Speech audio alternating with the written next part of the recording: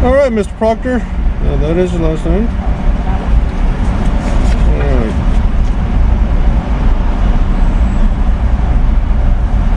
Everything okay? Do I need to answer any of your questions? You don't have to answer anything, dude. Okay. You don't have to. Lucky you stand here all day. I get paid either way. Can you go ahead and finish your job so I can carry on? What's it with the anger, dude? I'm not angry. You're not angry? You always talk to everybody like that? Mr. Proctor asked if he was required to answer questions, and Officer Cordova told him he was not, even stating he could stand here all day, yet interpreted Mr. Proctor's silence as anger.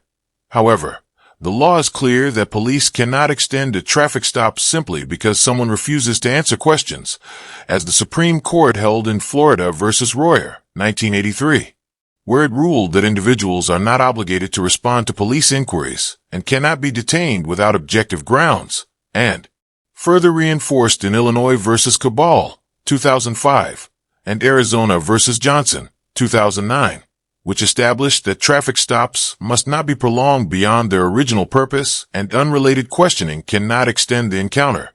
And while Officer Cordova claimed Mr. Proctor was angry, choosing silence is not anger.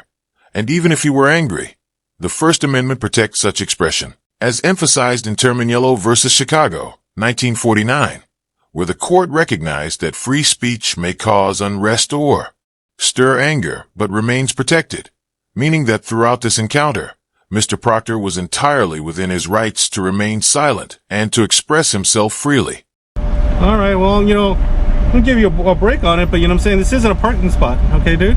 You're not giving me a break. You're harassing me at this point. I'd like to leave. May I leave now, please? Well, do you understand? Am I being detained? Yes, you are. Okay. All right. So do you understand why I stopped you? Do I need to answer any more of your questions? You don't have to. Okay. Okay. But then again, I could do this all day too. Okay. All right. So, would you like to leave? Mr. Proctor, would you like to leave? Do I need to answer any more of your questions? Hello. No. I'm not the one that's acting this way, okay? I'm just asking you to do, I'm trying to give you a break here. Officer Cordova told Mr. Proctor that he was being detained because he was parked in a location that was not a designated parking spot. But under California law, most parking violations on private property are not regulated by the vehicle code, except for a few situations, such as parking in a fire lane, Section 22,500.1, in a disabled space without proper placards, Section 22,507.8, or in a zero-emission vehicle spot without a valid decal, Section 22,511.1. In fact, a 2011 opinion by then Attorney General Kamala Harris made it clear that citations may only be issued for violations of federal, state, or local law, not simply for breaking a private property owner's rules. While Section 21,107.8 of the Vehicle Code allows cities and counties to apply certain traffic laws to private parking facilities, it does not include parking violations, and San Mateo County's own ordinances do not extend to private parking lots either. Therefore, not only was Officer Cordova acting outside his jurisdiction as a San Francisco police officer when detaining Mr. Proctor, but there also does not appear to have been any legal violation for which a citation could properly be issued. I prefer you just write me the parking ticket and let me go. Right, okay. Oh, okay. All right, dude. I was trying to be nice to you. All righty. Would you hold on?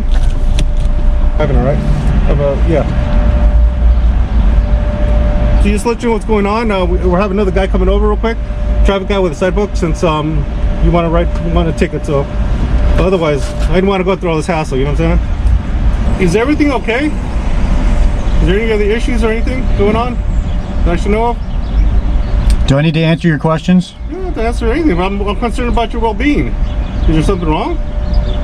Do I need to answer any of your questions? Well, yeah, if there's something wrong, it would be nice, yeah. Do I need to answer any of your questions? You don't have to talk to me. I'm just saying. I'm just concerned about your well-being. That's all I'm saying. Usually we don't get people hostile. I've not been hostile. Officer Cordova told Mr. Proctor he was concerned for his well-being because he was acting hostile and implied he might be mentally unstable. But while San Francisco police officers do receive some mental health training through crisis intervention programs, the level of training varies, and Cordova's accusatory approach did not reflect the de-escalation methods emphasized in the department's courses, even if irritability or anger can sometimes be a symptom of mental illness. As noted by the National Alliance on Mental Illness, California law only permits police to detain someone for mental health reasons under Section 5150 of the Welfare and Institutions Code if there is probable cause to believe the person is a danger to themselves, a danger to others, or gravely disabled, with an initial 72-hour evaluation period, followed by the possibility of a 14-day certification under Section 5250 if the criteria are still met. And since Mr. Proctor showed no signs of being dangerous or gravely disabled, Officer Cordova would have had no legal grounds to detain him on the basis of mental health. I'm wanting a ticket, you know what I'm saying? I'm going through all this. I could be having my lunch right now. Alright, dude, well, we'll be waiting, dude. Hurry up, dude. It's kind of my lunchtime. Hey, Mr. Proctor, can I just give you your stuff so you can leave? Can you? I can, but you're the one. I would have let you go a long time ago. What do I need to do for you to hand me my documents so I can leave? I'll give it to you right now. I just want to know that, you know, that you're okay, because usually I don't get people all this. What do I need to do for you to hand me my documents so I can be on my way? You're okay. I don't need to answer any of your questions. Hey, there we go again. Jesus Christ. You know? I'm trying to say that... You're trying to display your power to me right now. No, I'm concerned about it. Is there a problem to be concerned about another human being? You have no reason to be concerned about me. So it's okay then. You're okay then. You can hand me my documents and I can be on my way. Or we can... Okay. So if I hand you your stuff, you'll be fine and taken off and you're not angry, right?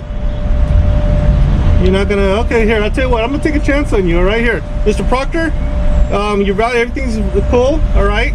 We're blocking traffic here to your stuff. All right, hopefully you have a good day. Everything works out for you, all right? Am I free to leave now? Yes, you are. Could you please step away from the vehicle? Yes, I will. After Officer Cordova released him, Mr. Proctor started his vehicle and left the scene without further incident. He later explained that he did not file a complaint because he felt an urgent need to remove himself from the situation as quickly as possible, which prevented him from obtaining the officer's name at the time. Big hurry that I didn't even know what his name was. I never got a citation. I'm not a First Amendment auditor, so I didn't think to go name and badge number, please. So I've even gone back and watched the video and thought, can I just get his name off of his uniform? And I can't really see it clearly. So I was in such a hurry to break communication with him and get on with my day. He was costing me money, that he was willing to go through such great lengths as to have somebody else bring a cite book to him from across town. I was like, this guy's crazy. What is he going to try and do here? Because he's not got some criminal.